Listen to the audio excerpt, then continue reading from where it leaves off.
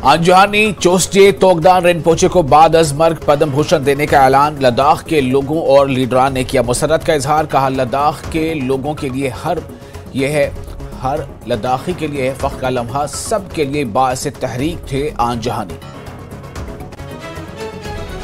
युवा राजपूत सभा ने किया सरोर टोल प्लाजा पर टोल की वसूली को खत्म करने की हुकूमत के फैसले का खैर मकदम। चंद माह कबल चलाई थी टोल प्लाजा हटाने की तहरीक। कहा, आज साबित हुआ है कि दुरुस्त था उनका मौकिफ।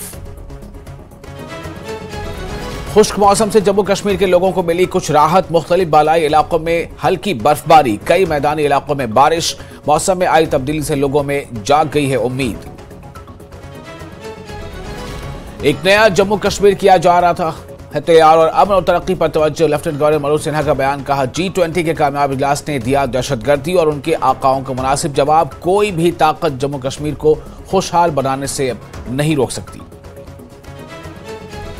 जम्मू कश्मीर यूनियन टेरिटरी में जोश और खरोश के साथ मनाया गया 75वां यौम जमहूरिया। श्रीनगर और जम्मू में बड़ी तक़रीबात का हुआ था एहतमाम।